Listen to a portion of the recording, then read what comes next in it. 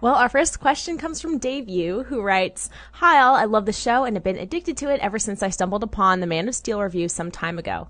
And my question has to do with the sequel of Man of Steel. Now that Zack Snyder has someone of Ben Affleck's caliber playing Batman, do you think he will let Affleck have large inputs into the script, especially in the building up of the character of Batman? Using Ben only as an actor, great though he is, seems a rather staggering waste of talent. So how much input do you think Ben will have on the script and direction given now that he has won Oscars for both? And do you think that it will help the film, or will it simply be a clash of visions resulting in a mess? Thanks."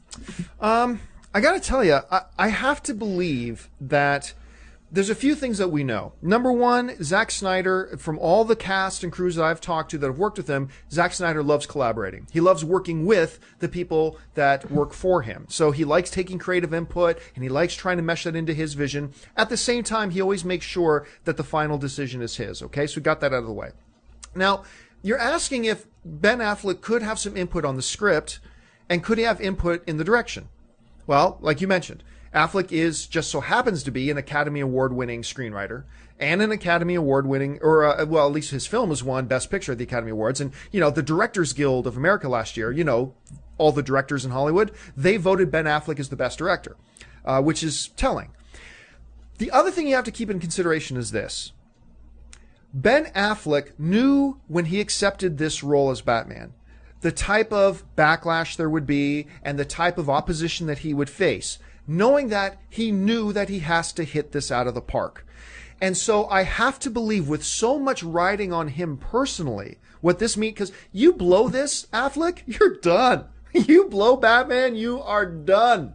And I think he knows that. And so I have to believe, once again, I'm saying this is what I believe, what I'm speculating. There's no facts to back this up, okay? Just my speculation.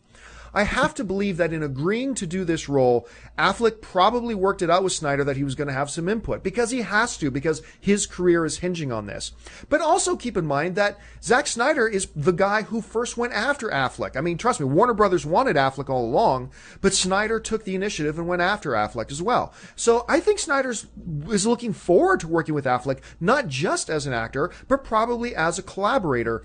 While at the same time, as a director, I'm sure Ben Affleck understands the importance of making sure the director has final say in Zack Snyder. Mm-hmm. So I think they're going to work together. I think Snyder's going to turn to him for some guidance. I think Goyer will as well. But I think ultimately, at the end of the day, it's still going to be Snyder's film, and that's the way it should be. No matter how good Ben Affleck is as a writer or director, final call's got to be Snyder's, but I think they're going to work really well together. At least that's how I see it. Amy Rose, what do you think?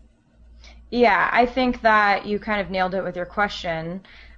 It would be a whole waste of talent if they didn't. And, you know, during our whole special, Ben Affleck as Batman, that was honestly my number one most optimistic point in Ben Affleck portraying this character, because he would have a finger on the pulse of the production. He's an amazing writer, an amazing director, and he's a good actor. I don't think he's as good of an actor as he is a director or writer, but as we've seen with The Town and Argo, he's getting better and better. But if he was not to have really much of a part in the production, and he was just to be Bats, honestly, I'd be a little disappointed, because when I first heard that, he wasn't even in my top 10. But I do think that he's incredibly talented, and he has evolved, and I really hope that he will take a greater part, because he's got it. I mean, he has the ability to take this DC universe to the next level, and Man of Steel opened the door in so many ways. And talk about a dream team.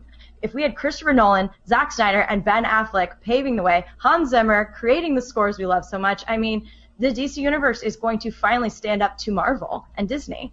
So I really think that they're not dumb. Warner Brothers, as we've said many times, is in the Ben business. You know, they're distributing his next directorial effort again. They want to keep him on the lot. They want to keep him close. And Ben Affleck is not taking this lightly. He's going to fire on all cylinders for this. And as John, you mentioned, Zack Snyder is a collaborator. I think that's what makes him so good, because he's got a lot of strengths, more visually than the story. And I think that's where Ben would really help. So I'm really excited about this hopeful collaboration. And, you know, I think that they're smart. They saw the whole value of, you know, him being a triple threat and not just a pretty solid actor. So really hopeful that he will definitely contribute to the production in many ways.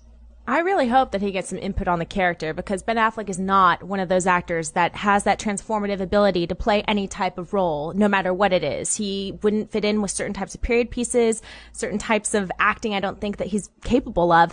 And I really think if they make Batman close to Ben Affleck, the closer those two characters are, I think he'll actually do a really good job. Because you always see Ben Affleck in every role. Yeah, you do. You see a little bit of him, and that's fine. I mean, there's plenty of actors that have had successful careers that are just like that. And I think he could do it if he's able to have a say in that. Both of you. I think the only reason in some of his roles, I completely agree. But I think there are other roles that he's played where you just see Ben Affleck because he is such a standout physical presence about what he is. But I'm telling you, when I watch The Town, to me, that wasn't Ben Affleck. To me, I watched The Town and I forgot that was Ben Affleck. I watched Argo. I didn't see Ben Affleck. I saw him. A lot of his other ones, I do. But, I mean, anybody can make the same argument about George Clooney. Anybody can make the same argument. I mean, some of us say, no way, I see a different character every time I see George Clooney. Some people just see George Clooney. I always see George Clooney. I think there is an element, though, of celebrity that goes to that. But anyway, I'm not going to go into this. Maybe he'll be great. Daniel Day-Lewis? Maybe he'll be great. Maybe he'll be awful.